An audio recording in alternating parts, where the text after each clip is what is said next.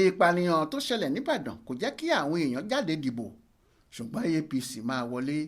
Ajímọ̀bí ló sọ bẹ́ẹ̀. Ọ̀pọ̀ èèyàn ni kò jáde dìbò nìbàdàn nínú ìdìbò gómìnà tó ń lọ lọ́wọ́ káàkiri ìpínlẹ̀ Ọ̀yọ́.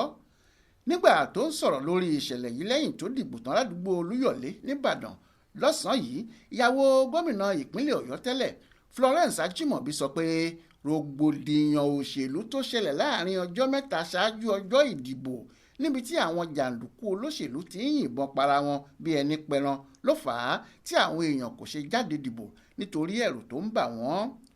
Gẹ́gẹ́ bí Florence Ajímọ̀bí ṣe sọ, àwọn èèyàn kò jáde dìbò dáadáa lónìí, bóyá àwọn èèyàn ń bẹ̀rù nítorí ìṣẹ̀lẹ̀ ìpànìyàn tó ṣẹlẹ̀ níjẹta. Florence, ẹni tí ọmọkùnrin rẹ̀ ń dupò láti di aṣòfin tó ń ṣojú ẹkùn ìdìbò ìwọ̀ oòrùn gúúsù kejì nílé ìgbìmọ̀ aṣòfin ìpínlẹ̀ Ọ̀yọ́, sọ pé bó ṣe jẹ́ pé ẹgbẹ́ òṣèlú PDP ló ń ṣèjọba lọ́wọ́ nípínlẹ̀ Ọ̀yọ́ kò dí ọmọ tòun lọ́wọ́ o láti wọlé ìdìbò náà. Ó ní ẹ má gbàgbé pé ẹgbẹ́ wa APC ló wọlé ìdìbò ààrẹ àti sẹ́nẹ́tọ̀ mẹ́tẹ̀ẹ̀ta ní ìpínlẹ̀ yìí nínú ìdìbò ààrẹ tó kọjá. Ó dá mi lójú pé ọmọ mi ló máa wọlé, Fọlárìn ló sì máa di gómìnà ìpínlẹ̀ yìí.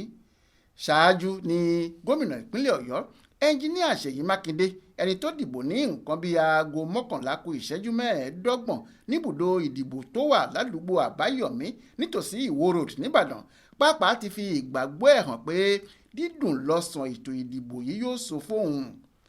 Tá ò bá gbàgbé, níjẹta òde yìí, ìyẹn lọ́jọ́bọ̀ tọ́sídẹ̀ẹ́ ọ̀sẹ̀ yìí, ni wọ́n yìnbọn pààyàn 3 nígbà tí àwọn jàǹdùkú ẹgbẹ́ òṣèlú APC àti PDP fìjà pẹ́ẹ́ta ládùúgbò Ilé Tuntun nítòsí Ìdí Arẹrẹ nìbàdàn.